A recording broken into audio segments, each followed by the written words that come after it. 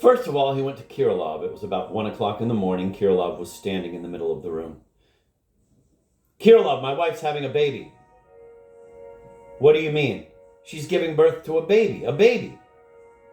Are you sure? Of course I am sure. She's in agony. I want a woman, any old woman at once. I must have her. Do you think I could get one now? You used to have lots of women in the house. What a pity I don't know how to give birth to a baby, Kirilov replied thoughtfully. I mean, it isn't I who could give birth to a baby, but that I don't know what to do to give birth to a baby. Oh dear, I don't know how to say it. You mean you can't deliver a baby, but it wasn't that I was thinking of. I want an old woman, a peasant woman, a nurse, a servant. I'll find you an old woman, but not immediately perhaps. If you like, I'll come instead. No, that's quite impossible. I'll go and fetch Mrs. Virginsky, the midwife, now. That horrible woman? Oh yes, Kirilov, that's true, but she is the best midwife of them all. Oh, I know, it will be all without reverence, with disdain, with abuse, with blasphemy. That's such a great mystery. The birth of a new human being. Oh, she is already cursing it. If you like, No, but while I'm running about, I shall fetch that Virginsky woman. I'd be glad if you would go up my staircase and listen quietly. Only don't, for goodness sake, go in. You'll frighten her. Don't go in on any account. Just listen in case of emergency. If anything happens, then go in. I understand. I have another ruble. Here. I was thinking of getting a chicken tomorrow, but I don't want it now. Run quickly. Run as fast as you can. There's a samovar all the night. Kirilov knew nothing about the decision to murder Shatov, nor had he any idea of the great danger that threatened him. All he knew was that he had some accounts to settle with, quote, those fellows, end of quote. And though he was partly implicated in the business himself by the instructions he had received from abroad, they were of a general nature, however, for he had never taken any active part in anything. He had given it all up lately, all the instructions, having completely dissociated himself from everything, indeed, from the entire, quote, common cause, end of quote, devoting himself wholly to a life of contemplation. Although at the meeting Verkovensky had invited Loputin to go with him to Kirilov's to make sure that the engineer would take upon himself the responsibility for the, quote, Shatov business, end of quote, he never said a word in his talk with Kirilov about Shatov, nor alluded to him. Probably because he did not think it polite to do so, and because he did not think Kirilov sufficiently reliable. He put it off till next day, when it would be all over, and therefore would make no difference to Kirilov. That, at least, was what Verkovensky thought of Kirilov. Nor did it escape Loputin's notice that, in spite of Peter's promise, not a word had been said about Shatov. But Loputin was too agitated to protest. Shatov rushed off to Virginsky's house, cursing the distance and seeing no end to it. He had to knock a long time at Virginsky's. They had all been sound asleep for hours. But Shatov started banging on the shutter unceremoniously and with all his might. The dog on a chain in the yard was dashing about and barking furiously. The dogs in the street caught it up, and a veritable bedlam of barking arose. "Why are you knocking, and what do you want?" Virginsky himself asked at last from a window in a very gentle voice, which was not at all what one would have expected in the circumstances. The shutter was pushed back a little, and the ventilating window was opened. "Who's there? What scoundrel is this?" the old maid, Virginsky's relative, shrieked angrily in a voice that was more like what one would have expected. "I'm Shatov. My wife's come back, and she is just going to have a baby." "Well, let her. Go away. I've come for Mrs. Virginsky, and I won't go without her. She can't attend any confinement, especially at such short notice. Go to Maksheyeva's and stop making a row," the angry female voice rattled on. Shatov could hear how Virginsky was trying to stop her, but she pushed him aside and would not give in. "I shan't go away," Shatov cried again. Wait a little," Virginsky cried at last, overpowering the old maid. "I beg you to wait 5 minutes, Shatov. I'll wake Mrs. Virginsky. Please don't knock and don't shout. Oh, this is just terrible." After 5 minutes, which lasted an eternity, Mrs. Virginsky appeared.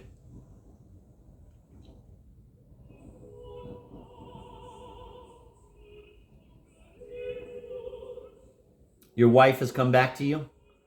He heard her voice through the small ventilating window. To Shatov's surprise, her voice did not sound angry at all, but just peremptory as usual. But then Mrs. Virginsky could not speak otherwise. "Yes, and she's having a baby." "Marie." "Yes, Marie. Of course it's Marie." A pause followed. Shatov waited. They were whispering to each other inside. How long has she been with you? Mrs. Virginsky asked again. Since this evening. She arrived at 8 o'clock. Please make haste. They whispered again. They seemed to be consulting each other. Look here, you're not making a mistake, are you? She has sent you for me herself? No, she hasn't sent me for you. She wants a peasant woman because she doesn't want to burden me with the expense. But don't worry, I'll pay you. All right, I'll come whether you pay me or not.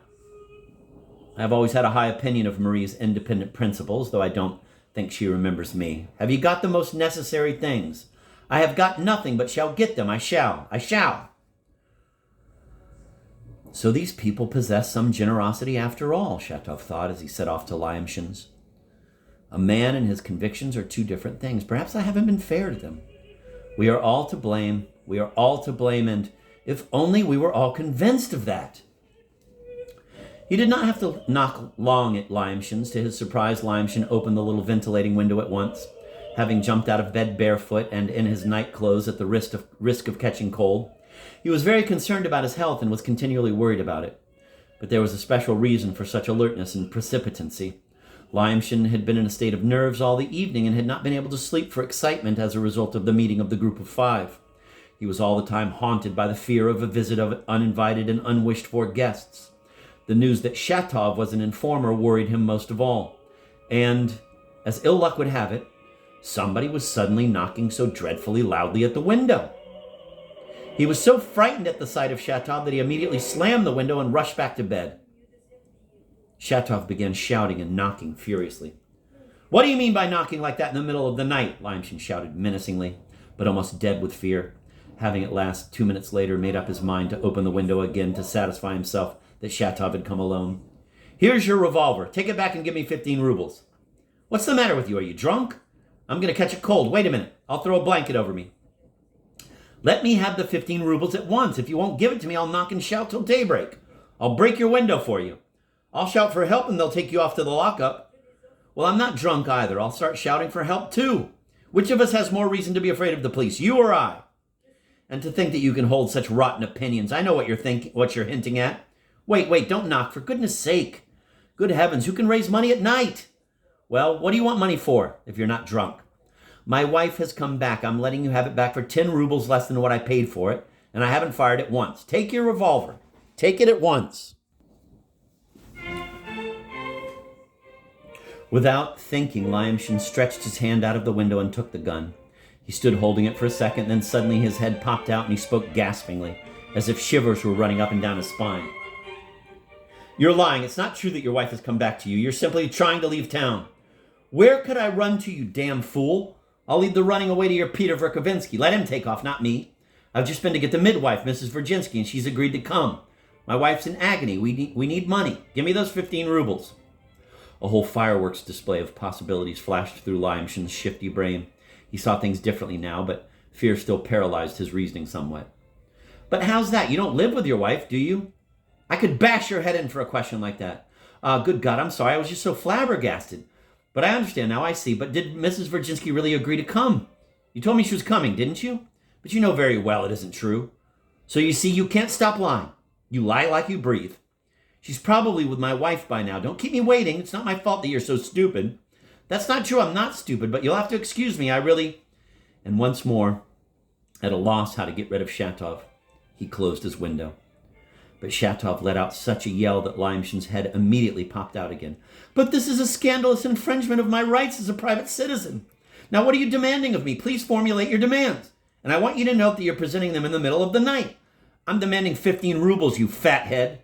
And what if I don't wish to take back the gun? You have no claims on me. You bought it and that's the end of it. Anyway, I can't produce the money just like that in the middle of the night. Where do you expect me to get it from? I know you always have money at home. And I'm even allowing you to keep 10 rubles. Everyone knows what a miser you are. Come the day after tomorrow. You hear? The day after tomorrow. At 12 sharp. And I'll pay you every kopeck. All right? Shatov pounded at the window again. Give me 10 rubles now, and tomorrow, first thing in the morning, another 5. I'll give you the 5 the day after tomorrow. I swear I can't have it by tomorrow. Better not come for it. Better not. Give me 10, you rat. Why do you have to be so insulting? Wait, I must light a candle. Look, you've broken the glass. Who ever heard of a man coming in the middle of the night and abusing people? Here, Lyamshin handed a bill through the window. Shatov grabbed it. It was 5 rubles. I swear that's all I have. You can kill me, I can't give you more. I'll pay you the rest on the dot the day after tomorrow, but I can't now. I won't leave, Shatov roared. All right, here, take it, but that's all. Even if you split your throat hollering, that's all you'll get. That's all. Lyamshin was hysterical, desperate, sweating. The last bills he had handed Shatov were 1 ruble bills. Shatov now had 7 rubles in his hand. Well, the hell with you. I'll come for the rest tomorrow and I'll beat the guts out of you, Lyamshin, if you don't have 8 rubles ready for me. But you won't find me home, you damn fool, Lyamshin muttered quickly under his breath. Hey, wait, stop, he shouted after Shatov, who was already running. Tell me the truth now. Is your wife really back with you, please? I'd like to know. Idiot! Shatov spat and ran all the way home as fast as his legs could carry him. I will note that Irina Prokhorovna knew nothing about the intentions adopted at the previous day's meeting. Virginsky, coming home stunned and weakened, did not dare tell her the adopted decision. But even so, he could not help himself and did reveal half, that is, all that Virginsky had reported to them about Shatov's definite intention to denounce them. But he declared at the same time that he did not quite trust this report. Irina Prokhorovna was terribly frightened. That was why, when Shatov came running to fetch her, she immediately decided to go, tired though she was from having toiled over a woman in childbirth all the night before. She had always been sure that, quote, such trash as Shatov was capable of civic meanness, end of quote. Yet the arrival of Maria Ignatievna placed the matter in a new perspective. Shatov's fright, the desperate tone of his appeals, his pleas for help, signified a turnabout in the traitor's feelings. A man who had even resolved to betray himself just so as to ruin others would, it seemed, have a different look and tone than the reality presented. In short, Irina Prokhorovna resolved to examine it all herself with her own eyes. Virginsky remained very pleased with her resolution, as if 5 tons had been lifted from him. A hope was even born in him. Shatov's look seemed to him to the highest degree incompatible with Verkovensky's supposition. Shatov was not mistaken. On his return, he found Irina Prokhorovna already with Marie. She had just arrived, had disdainfully chased away Kirilov, who was sticking about at the foot of the stairs, had hastily made the acquaintance of Marie, who did not recognize her as an old acquaintance, had found her, quote, in a very bad state, end of quote, that is, angry, upset, and in, quote, the most faint-hearted despair, end of quote, and in some 5 minutes had decidedly gained the upper hand over all her objections. What's all this carping about not wanting an expensive midwife, she was saying the very moment Shatov entered. Sheer nonsense. False notions. From the abnormal state you're in. You'd have 50 chances of ending badly with the help of some simple old woman, some peasant granny, and then there'd be more troubles and costs than with an expensive midwife. How do you know I'm an expensive midwife? You can pay later. I won't take too much from you. And I guarantee you success. With me, you won't die. I've seen lots worse cases. And I'll send the baby to the orphanage tomorrow even, if you like, and to the country to be brought up, and that'll be the end of that. Then you can recover, settle down to some rational work, and in a very short time, reward Shatov for the lodging and expenses, which won't be all that great. It's not that I have no right to be a burden, rational and civic feelings, but believe me, Shatov will spend almost nothing if he decides to turn himself, at least a little, from a fantastic gentleman into a man of right ideas. All he has to do is not commit any follies, not beat the drum, not run around town with his tongue hanging out. If he's not tied down, he'll rouse all the doctors in town before morning. He certainly roused all the dogs on my street. There's no need for doctors. I've already said I guarantee everything. You could maybe hire an old woman to serve you. That won't cost anything. Though he himself could be of use for something besides just foolishness. He's got arms. He's got legs. He can run over to the pharmacy without insulting your feelings in any way by his charity. The devil, it's charity. Isn't he the one who got you into this state? Wasn't it he who made you quarrel with the family where you were governess, with the egoistic purpose of marrying you? We heard about that. Though he himself just came running like a lunatic and shouting for the whole street to hear. I'm not forcing myself on anybody. I came solely for you on the principle that our people are all bound by solidarity. I announced that to him before. I announced that to him before I left the house. If I'm unnecessary in your opinion, then goodbye. Only you may be asking for trouble that could easily be avoided. And she even got up from her chair. Marie was so helpless, she was suffering so much, and to tell the truth was so afraid of what lay ahead of her, that she did not dare let her go. But the woman suddenly became hateful to her. What she was saying was not at all what was in Marie's soul. But the prophecy of possible death at the hands of an inexperienced midwife overcame her revulsion. To make up for it, she became, from that moment on, even more exacting, more merciless to Shatov. It finally reached a point where she forbade him not only to look at her, but even to stand facing her. The pains were becoming worse, the curses and even profanities were becoming more violent. Hey, why don't we send him out, Irina Prokhorovna snapped. He looks awful. He just frightens you. He's pale as a corpse. What is it to you? Tell me, please, you funny fellow. What a comedy. Shatov did not reply. He resolved not to reply. I've seen foolish fathers on such occasions. They, too, lose their minds, but at least they stop it or leave me and let me die. Nobody say a word. I don't want it. I don't want it, Marie started shouting. It's impossible not to say a word, or are you out of your mind yourself? That's how I understand you in the state you're in. We have to talk business at least. Tell me, do you have anything ready? You answer, Shatov. She can't be bothered with it. Tell me what precisely is necessary. In other words, nothing's ready. She counted off all the needful things necessary, and one must do her justice, limited herself to sheer necessities, to beggarliness. It turned out that Shatov had some things. Marie took her key and gave it to him to look in her bag. His hands were trembling, and he fumbled somewhat longer than he should have in opening the unfamiliar lock. Marie lost her temper, but when Irina Prokhorovna ran to take the key from him, she refused to let her peek into the bag, and insisted with capricious cries and tears that the only one who should open the bag was Shatov.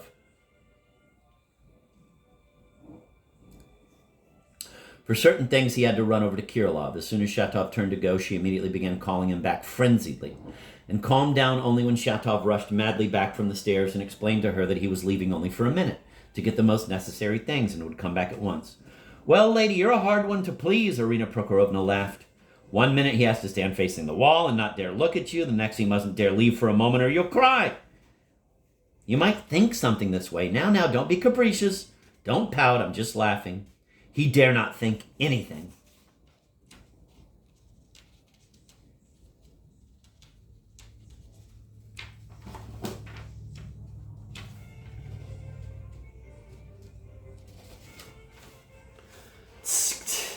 If he wasn't in love with you like a sheep, he wouldn't be running around town with his tongue hanging out, and he wouldn't have roused all the local dogs. You broke my window. Shatov found Kirilov, who was still pacing his room from corner to corner, so distracted that he had even forgotten about the wife's arrival, and listened uncomprehendingly. Ah, yes, he remembered suddenly, as if tearing himself away with effort and only for a moment from some idea that held him fascinated. Yes, an old woman, a wife for an old woman. Wait, both a wife and an old woman, right? I remember. I went, the old woman will come, only not now. Take the pillow. Anything else? Yes, wait, Shatov. Do you ever have moments of eternal harmony? You know, Kirilov, you mustn't go on not sleeping at night. Kirilov came to himself and, strangely, began to speak even far more coherently than he usually spoke. One could see that he had long been formulating it all, and perhaps had written it down. There are seconds. They come only 5 or 6 at a time, and you suddenly feel the presence of eternal harmony, fully achieved. It is nothing earthly, not that it's heavenly, but man cannot endure it in his earthly state. One must change physically or die. The feeling is clear and indisputable, as if you suddenly sense the whole of nature and suddenly say, yes, this is true. God, when he was creating the world, said at the end of each day of creation, yes, this is true, this is good.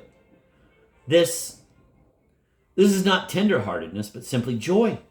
You don't forgive anything because there's no longer anything to forgive. You don't really love. Oh, what is here is higher than love. What's most frightening is that it's so terribly clear. And there's such joy. If it were longer than 5 seconds, the soul couldn't endure it and would vanish. In those 5 seconds, I lived my life through, and for them I would give my whole life because it's worth it. To endure 10 seconds, one would have to change physically. I think man should stop giving birth. Why children? Why development? If the goal has been achieved. It's said in the gospel that in the resurrection there will be no birth, but people will be like God's angels. A hint. Your wife's giving birth? Kirilov, does it come often? Once in 3 days, once a week? You don't have the falling sickness? No. Then you will. Watch out, Kirilov. I've heard that this is precisely how the falling sickness starts. An epileptic described to me in detail this preliminary sensation before a fit, exactly like yours. He, too, gave it 5 seconds and said it couldn't be endured longer. Remember Muhammad's jug that had no time to spill while he flew all over paradise on his horse? The judge is those same 5... Remember Muhammad's jug that had no time to spill while he flew all over paradise on his horse? The jug is those same 5 seconds. It's all too much like your harmony. And Muhammad was an epileptic. Watch out, Kirilov. It's the falling sickness. It won't have time, Kirilov chuckled softly.